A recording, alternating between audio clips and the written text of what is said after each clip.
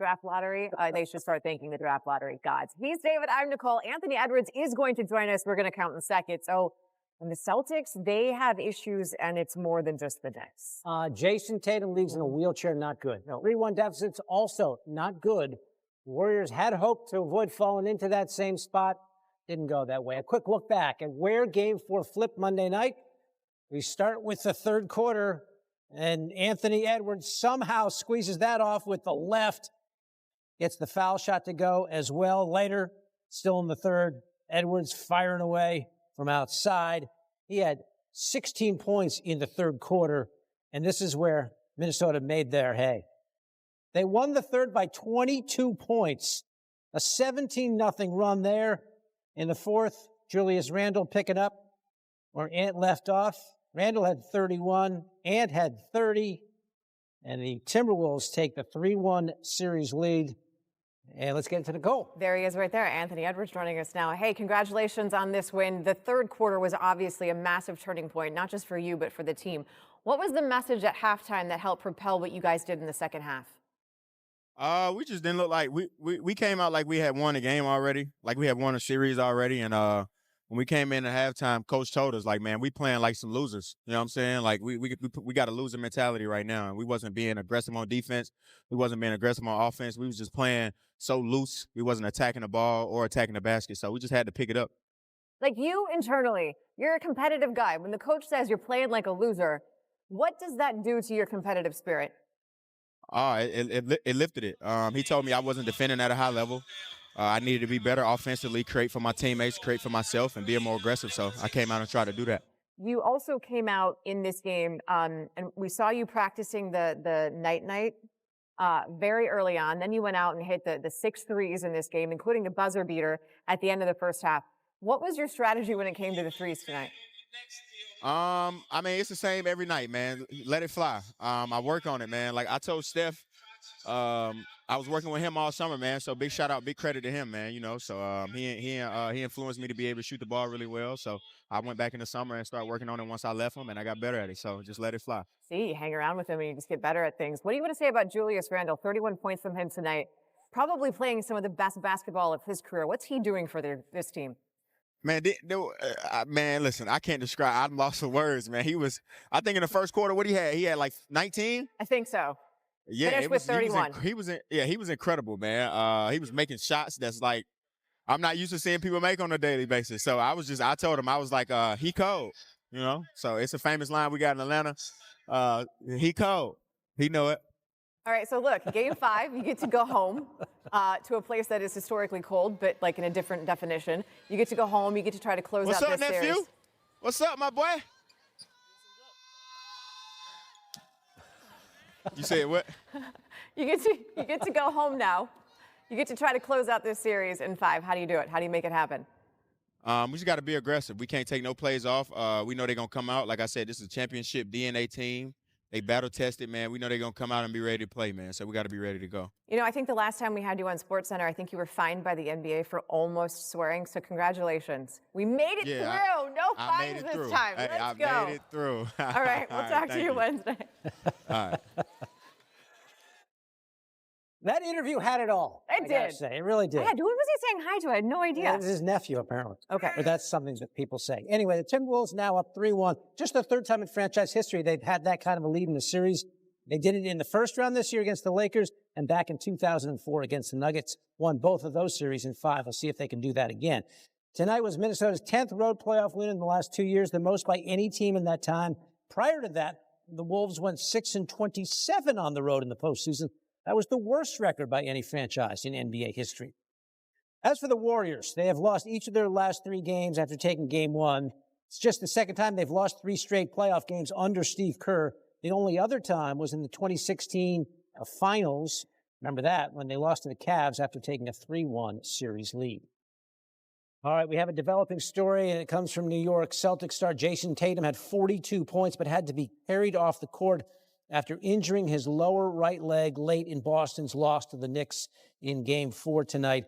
By Tatum's reaction, you could tell just how serious the injury was. Joe Mazzulla said Tatum will get an MRI Tuesday. The injury dominated the post-game conversation. think everybody's concerned, with Jason. I'm not sure how bad it is. Didn't look great. But I think everybody is, kind of more concerned with that. What he means to us, what he means to Boston, it's just very tough for us. And more importantly, it's just really tough for him right now. So as a group, we just have to, rally together. Because obviously we've lost our leader and the guy that gets us going. Prayers out to JT, man. I just want to make that and say that first and foremost. Thoughts and prayers with him, and just praying for the best. Well, we'll have more on Jason Tatum and that injury with Stephen A. Smith coming up in just a little bit. But first, let's take a look at what happened in the rest of that game. Game 4 between these two teams. The Knicks lead 2-1. There is Jason Tatum. 5 minutes left in the first quarter. Celtics down 1. Tatum going to find himself some Derek White, who was prolific from 3 in this game. That made it a 2-point Celtics lead. Then Tatum pulling up over Karl Anthony Towns. He's going to hit his own 3. He was also very good in this game before he went out. Celtics still up by 2. Tatum over Jalen Brunson, another 3. The Celtics were up 33-28, and then another 3. Tatum and White, by the way, they scored 29 points in the first quarter. The Knicks as a team, all of them scored 28. Celtics led 39-28 after the first quarter, but as you know, in this series, particularly for the Celtics, double-digit lead ain't safe, particularly when Jalen Brunson goes out in the second half and does this. Off the miss, grabs it, Knicks down 83-78. Then Brunson hitting the fadeaway jumper over White. Knicks down only 2. How about a tie?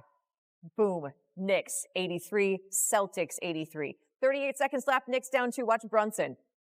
Drives. Gets how many Celtics defenders? A couple. OG Anunoby is left open in the corner, so he knocks it down. Celtics scored 23 points in the third.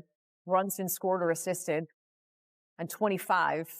Knicks led by 3 after 3 in the fourth. Tatum. That made it 99-98, Celtics out front. Next, Knicks possession, an immediate answer from Mikal Bridges. Knicks back up 1, then Celtics down 3. Tatum stops, pivots, called bank, and the foul. Not bad. Check out the history. Most 40-point games in Celtics playoff history. He's at 5 and quite the ties.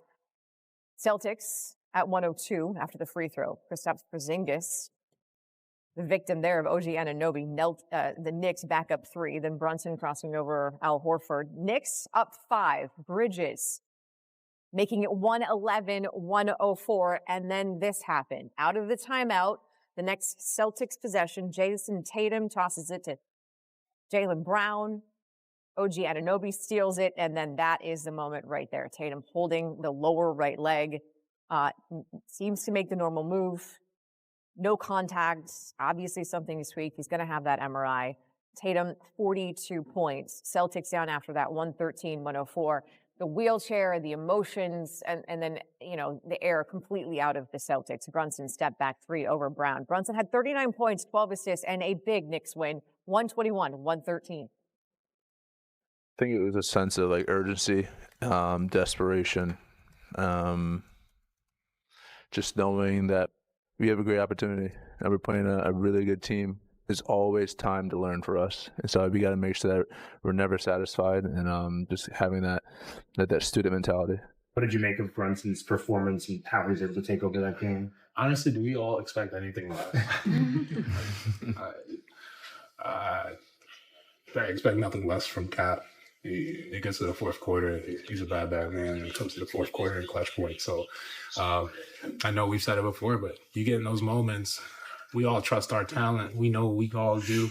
But, man, it's special when you get to watch him doing that in the fourth quarter. So shout out to me. Well, that's the trifecta for the Knicks because they have had double-digit comebacks in this series against the Celtics now 3 times. In fact, all of their wins have been comebacks of at least 14 or more. Only one other team has done that since 1998. That was the Warriors in 2019. Also, that came against the Trailblazers. Now the Celtics are down 3-1, and they are probably without Jason Tatum. There's Joe Mazzulla. Tonight, we just didn't play well defensively, and we're in a hole, and we got to get back to Boston, and we got to figure out a way to win. Get ready to fight. Get ready to come out on our home floor and do what we need to do. That's the goal. It's still the goal. We got enough in this locker room. So I believe in my guys. It was terrible defensively tonight, to be frank. Just no resistance. We was just too concerned. Offense was great. Offense was fine. We made a lot of shots, but just no resistance on defense. Stephen A. Smith was in the building for Game 4, and he joins us now from the Garden floor. So, Stephen A., this wasn't the epic late comebacks of Games 1 and 2. This was the Knicks going toe-to-toe with the Celtics the entire second half. What stood out to you about the way the Knicks played tonight? Well, what you just said, how they went toe-to-toe, how they were ready for battle, how they showed up and they played defense collectively. Offensively, you had 4 different dudes scoring in double figures. This is what you expected from the New York Knicks. Not necessarily to win games, but to make it a grind and to make sure that the reigning defending NBA champions knew they were in a dogfight. For the first 3 quarters of Games 1 and 2, you didn't see that. And then the Knicks miraculously came back from 20-point deficits. In Game 3, they got blitzed. And Boston, the best road team in the NBA, 5 games better than they were at home during this regular season, came into Madison Square Garden and bum rushed the New York Knicks. So you walked up in here, and that momentum, that vibe, that fervor, and everything that came with it for Game 3 at Madison Square Garden clearly dissipated to some degree coming into Game 4 because there were a lot of New Yorkers that were incredibly concerned. Could the Knicks beat this team? Could they avoid getting down into a deep deficit that they probably wouldn't be able to dig themselves out of? And sure enough, the New York Knicks stood toe-to-toe and battled them throughout before the New York Knicks pulled away. Despite the greatness of Jason Tatum and what kind of show he put on, nobody else had anything that the New York Knicks couldn't handle. Collectively, they showed up, led by Jalen Brunson, the clutch player of the year, the face of this franchise, showing up and showing what a star he truly, truly is, and that's why they won this game. And now they're just 1 game away from advancing to the conference finals. You mentioned Jason Tatum, the great game he had, and then the terrible injury late in the game. And so now the Celtics have to try to regroup and win 3 in a row, likely without their best player. What sense do you have of what this series is going to look like the rest of the way? Well, first order of business, we don't know what happened to him yet. A whole bunch of people are speculating courtside that it's a torn Achilles because it looked very similar to what happened to Kevin Durant years ago in the NBA Finals against Toronto. We hope that's not it, but everybody is of the mindset that's how it looked to the human eye, those of us near courtside watching what transpired to him. So we wish him nothing but the best. As it pertains to the Boston Celtics, Jaylen Brown is getting paid $304 million for a reason. This kid Pritchard is 6th man of the year. Al Horford is a champion. Derek White and obviously Drew Holiday, they're champions. We know what they bring to the table, and you can't count them out. But it is safe to say that when you look at the New York Knicks right now going up against a Boston Celtics team without Jason Tatum, there is no question that the New York Knicks should win this series. You can't lose a 3-1 series lead, even to the reigning defending NBA champions, if they are devoid of their best player. The New York Knicks, if you can't close it out in Boston, you damn sure should be able to close it out at Madison Square Garden for Game 6. That is now the expectation for New Yorkers and New York fans everywhere. Wow, things have churned. That's for sure. To be the champs, you got to beat the champs in this case, and they will try to do that. The Knicks will on Wednesday. Stephen A. giving us his thoughts from Madison Square Garden. We have more SportsCenter coming up, more post-game coverage from San Francisco, where that guy has just sat down how the third quarter went all manner of wrong for Steve Kerr and the Warriors. Then turns out the Pope had no control over the NBA lottery, and instead the lottery gods were smiling on Dallas. And we are how many minutes away? 19 minutes and counting until we get to top plays. Your contenders for number 1, Michael Harris, Jaren Duran, Brett Beatty. Find out who claims that top spot. Plus, you've got a few ideas as well. It's ahead on SportsCenter.